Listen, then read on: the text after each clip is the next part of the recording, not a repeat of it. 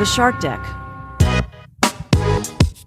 I'm Johnny Mac with your daily comedy news. The big news of the week will be Saturday night, 10 o'clock, Chris Rock live on Netflix. I might live tweet this thing. We'll see what happens.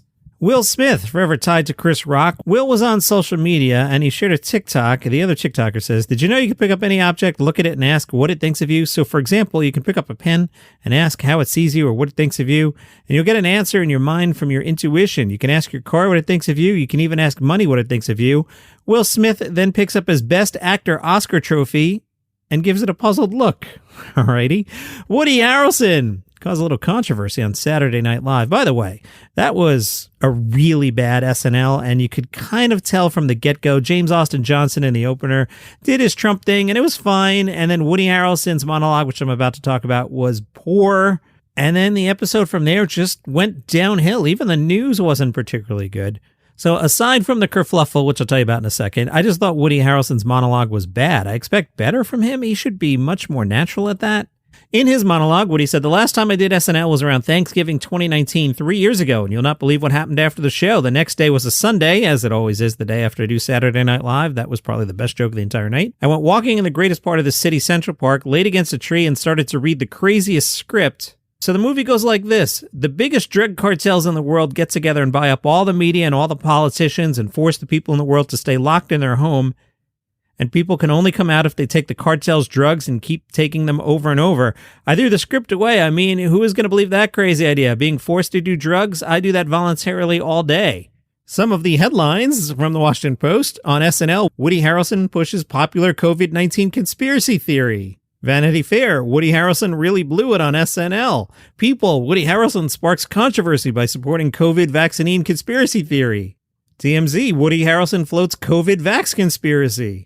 And from the AV Club, Elon Musk praises Woody Harrelson's anti-vax joke. Pretty bad episode. They did honor Richard Belzer with a title card showing a young Richard Belzer performing stand-up. Joe Rogan has caused a stir. Yes, he has slammed the bald eagle, you know, the sometimes symbol of America, the bald eagle, as an effing soulless evil creature. Joe Rogan was joking around with Ari Shaffir, Mark Normand, and Shane Gillis. They were discussing how China often leases pandas to U.S. zoos and noted how the panda is associated with the country. Joe Rogan said, if there's an animal that represents America, it's funny that it's an eagle, because it's kind of an effing soulless evil creature that likes to eat dead fish. Gillis chimed in and said Benjamin Franklin was right. We should have had a turkey. Rogan, didn't it used to be a dog? I think at one point it was the dog. It was like a pit bull. Is that true? That America's national animal was a pit bull at one time? Mark Normand joked that it was actually rapper Pitbull. One Twitter user wrote, tell me you're a boorish, ignorant American Caucasian male without telling me you're a boorish, ignorant American Caucasian male. Not sure how we got from the eagle to that, but okay, I like controversy. Bert Kreischer was on Pardon My Take and asked, how long will he live? Bert said, I think about that a lot. I wonder, I don't have a lot of the issues that I know dudes that live my lifestyle have because I work out really hard. Like I'm looking at Shane Gillis last night. If he lives to be 42, I'll be shocked. He's a bull, but he comes in at like 3 a.m. and I'm in bed. I called it early last night. I got in bed at 1. Shane gets in bed at 3, stays out in the morning. I'm up at 7 a.m. I'm going to do radio shows. I'm doing interviews. I come back. I have hairstylists coming over to cut everyone's hair. I got a chiropractor. We're making breakfast. We're running meetings. We're working social media. Shane's still in bed, locked his door. Dudes like him and Mark Normand, they party, but for some reason they rebound. I don't know what it is. Back to how long he'll live. If I had to give you a real number, I got the 50s. 50s, I'll be fine. I won't have any health problem in my 50s. 60s, it'll be like, oh, we found a polyp. I think I can make it to 77 clean. And I think I'm going to go from like a shark attack or something. I'm hoping my death surprises people. I can't go out from something like associated with partying. That's why I don't do coke anymore. If I do coke and I have a heart attack, everyone's going to be like, wow, we saw that coming. That's why I don't do coke. I want to get like attacked by an animal or like a plane crash. That sounds nice. Murdered by my wife. That'd be cool as F. Something where they don't have the obituary ready to go. David Cross will join the upcoming season of The Umbrella Academy. David Cross will play Cy Grossman, who is an upstanding, shy business owner and family man desperate to reconnect with his estranged daughter, who will stop at nothing to get her back. BJ Novak was giving some sort of speech and started talking about Mindy Kaling. Back in their office days, BJ said, we were in love with each other and we were reckless idiots. When the producers realized that our relationship as co-writers had jumped every conceivable boundary and became a tumultuous, romantic, toxic, boundaryless mess, they pulled us aside and said, hey, you should have scenes together too. Novak made fun of the references to their relationship in Mindy's next series, The Mindy Project. He described the love interests of Mindy as men who looked weirdly like me.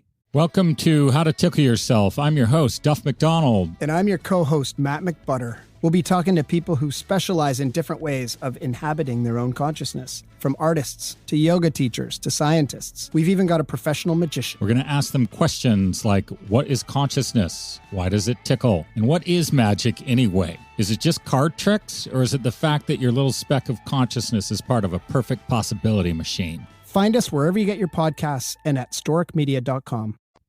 If you enjoy what I do here, you can go to buymeacoffee.com/dailycomedynews. Throw a couple bucks in the tip jar. I'll take your money. I'll go to the National Donuts chain. I'll get a large iced coffee with caramel and almond milk. Really enjoying getting off the dairy. I'm so less sleepy. How old am I? Another way to support the show is go on Apple Podcasts. They'll put the premium subscription option under you. $5 a month, you get the episodes early and ad-free. You can test drive that for a month for free in itself if you want to try that. I watched some comedy specials. Travis Zepp, he's a friend of the podcast, and he went on the Daily Comedy News podcast group on Facebook, and he suggested Drew Lynch, and it was Friday night, and I was like, all right, I'll watch Drew Lynch. It was funny enough. It got a little long for me in the end, but I was enjoying it. Won't make the end of the year list, but it was funny. I was enjoying it. I also appreciated Drew Lynch, who posted it for free on YouTube with commercials. No problem, no issue. He placed the commercials. That's right, other comedians. Drew Lynch came to the end of a complete thought, and then there was a commercial, and I went, cool, make some money, bro. Happy for you. And then the commercial ended, and then we had a new chunk. That's how you do it. You comedians that just monetize but let things go in the middle of a sentence, come on, man. It's not hard. I do it every single day here. I end a sentence on a down inflection, and then I leave a break. It's not hard. Just do that. I also watched Kathleen Madigan's new special on Amazon, and I was thinking about it. So I actually know Kathleen, and I've been listening to Kathleen's comedy for 20-something years now, and I was thinking about, all right, what's bothering me about this one? And she doesn't move around too much. So as you're watching the special, you're just staring at Kathleen, and it's just a woman behind a microphone, not moving left or right, just standing behind a microphone. Not that I'm looking for jump cuts, but I do like my comedian to use the stage a little bit. And as I thought more about it, because I ran the comedy channels at SiriusXM all those years, I've listened to a lot of Kathleen's comedy, but that's it. I've listened to it. I don't know if I've ever watched a Kathleen special, maybe the previous one, but for the most part, my consumption of her material has been listening to it. So then I thought about the material and closed my eyes, and I'm like, oh, this is Kathleen doing Kathleen things. Very funny. If you like Kathleen Madigan, you'll love this new special. Is it groundbreaking? Nope. Will it make the end of the year list? Nope. But if you like Kathleen Madigan, here's Kathleen Madigan doing her thing. Very nice special. This week, it's Just for Laughs London. I would have loved to have been over there, but not going to happen. I finally remembered about the concept of time zones. So what I'm going to do here is I'm going to work a day in advance for the London Festival. This is Thursday night's lineup. It's not as robust as, say, Montreal or Moon Tower or any of the bigger festivals, but here are the options for tonight. Adam Buxton presents the Best of Bug. That is the long-running sellout BFI music video show. Expect a selection of outstanding videos from the last few years and variously unhinged comments from the online community. Brad Williams is playing, and I think that's going to be the choice. Louisa O'Mealan is also playing. Louisa creates iconic one-woman shows. She was the first comedian to receive a BAFTA breakthrough for stand-up. Not the first female comedian, the first. Or we could see Catherine Ryan and friends. Friends include Darren Harriott, Kerry Godleman, and Ed Gamble. That one's at 9:30. Louisa's show is at 8:30. Brad Williams is at 7 o'clock. See, now part of me, I want to see UK comedians because we came all this way, but the timing's not going to work out. Let's do Brad Williams at 7. He is very, very funny. And then we'll do the Catherine Ryan show at 9:30. And then when you're like, hey, let's go hang out, I'm going to be like, we're in London. The bars have closed, dude. Let's go back to the hotel room. You Americans and your 4 a.m. bar closings. I was over there a couple years ago. I had a tough time getting a beer at like 9. Gina Yashere is on tour. Do you know Gina, the British-Nigerian comedian? Very, very funny. Her tour is called The Woman King of Comedy. Her signature distinctive physical humor sheds light on the plight of being a Brit in America, constantly educating Americans on the mere existence of Black British people, the absurdity of the American healthcare system, and overt American racism versus passive UK racism. Brooklyn in June, Chicago and Detroit in July, Portland. Which Portland? It doesn't say. I'm going to guess the Oregon one. Yes, That's in August. Gina Yashere, the woman king of comedy. Quick stop at Gossip Corner. Hey, who was the woman in a bikini skiing in Whistler, British Columbia? That's right, it was Chelsea Handler. She posted a social media video of her annual clothing optional birthday ski trip. She was wearing a bra top with American and Canadian flags and black bikini bottoms, and she pulled off the skiing run successfully. And we've got a full listener mail segment today. I heard from Scott Beckett, friend of the show. Scott wrote, John, dude, on your February 24th episode, you read a correction from Tom, who said Ryan Hamilton is from Ohio, or at least that's what you said when you spoke. Yes, I screwed it up again. Scott points out Ryan Hamilton is not from Canada. He's not from Ohio. He's from Idaho. So I wanted to be sure this time. Typed in Ryan Hamilton, Idaho. Here's what I've learned. Place of birth, Ashton, which is a city in Fremont County, Idaho, United States. Population was 1,127 at the 2010 census. And Ashton is part of the Rexburg Micropolitan Statistical Area. The district is noted for seed potato production and bills itself as the world's largest seed potato growing area. But I needed to double source this, and from the East Idaho News, Ryan Hamilton said, my mother's side of the family is from Ashton, which is in Idaho. His dad was from Southern California, which is not Idaho at all, and his grandfather owned a general variety store in Ashton, which, as you know, is in Idaho, which is where Ryan Hamilton is from.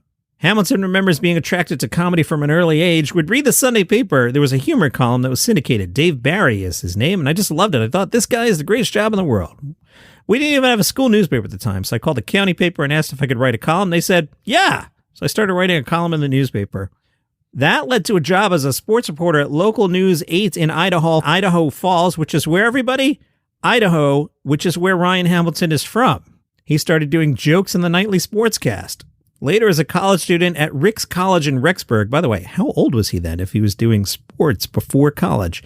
Now, let's make sure we know where Rick's is. Rick's College was a religious two-year college in Rexburg, Idaho, which is where Ryan Hamilton is from.